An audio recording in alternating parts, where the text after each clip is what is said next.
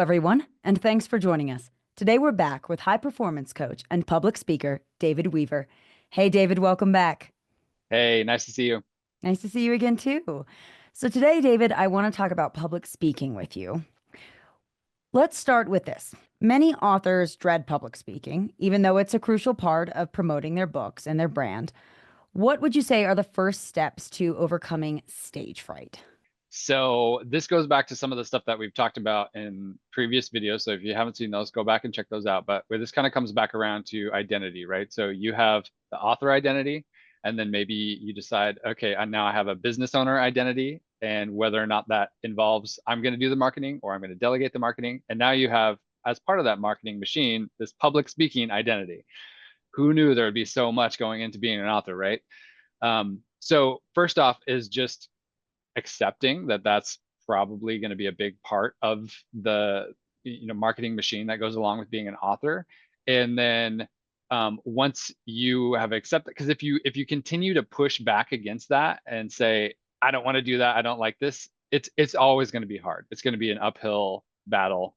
But if you just say, okay, I accept that this is part of that, what do I need to do to up level my skills to make this more enjoyable for me, to make it fun and easy and not so much of like a something that I dread, right? So it's, if you can think about it as just like it's just another skill. I've learned many skills before. I've learned how to be an author and write. I can learn how to talk to people in a room. And so, just making that tweak like that can be super helpful in public speaking. Right.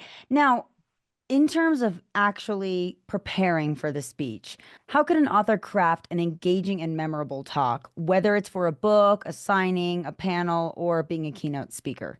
Yeah, so I would say get some help.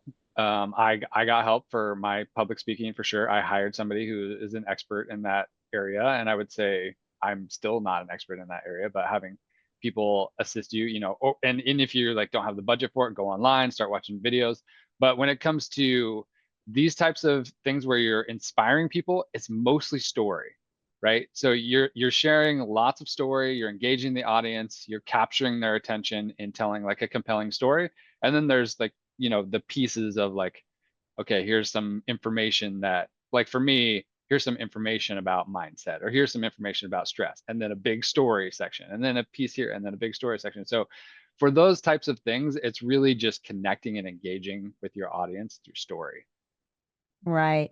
Now, I want to talk a little bit about the introverted authors. We touched on this a little bit, but specifically the ones that still want to shine in repetitive public speaking engagements, but they feel a little drained with just having to do that over and over and over again.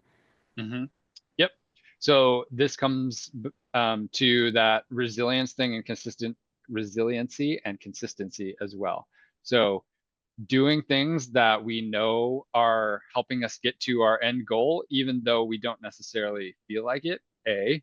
B, if you know that about yourself, that you're introverted, you might need to take different actions than somebody who's extroverted. So, for example, if an extroverted person goes to a book signing and they're presenting and sharing stories, and that just like fills their cup, gives them so much life, and they're just like full of energy after that thing. Whereas the introverted person is going to probably feel like, I need a break, I need to not talk to somebody, and I need like silence for a while. So just build that in as part of the plan. Like, Hmm. know that about yourself, have the awareness, and create that so that you have the chance to recharge so you can be your best self. So then you can show up next time and do it again.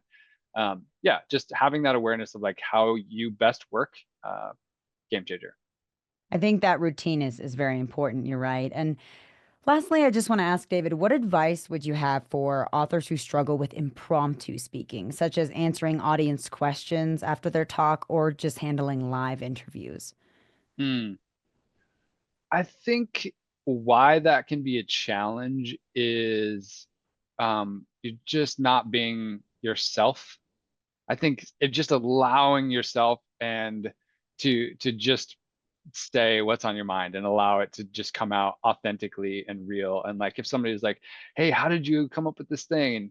And you don't have to pretend to be somebody else and be like, oh yeah, it was just it came to me one day and it was perfect. When the real story is like, actually, that was a huge struggle. It took me a lot of work. I had to talk to this person and blah blah blah.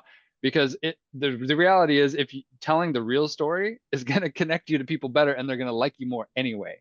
So I'd say don't try to pretend to be somebody that you're not. Just trust yourself. Trust yourself. You made it this far. Trust that you can walk in and just with the intention of I'm going to be authentic and share honestly with people and connect with them, and just know that it will come to you and you'll be able to do that. Well, David, thank you so much. That was wonderful insight on public speaking. Thanks so much. That's all the time we have for today. Thank you, everyone, for tuning in to today's interview with high performance coach and public speaker David Weaver. Be sure to check out our website for more videos. Wishing you all a fulfilling and successful writing journey.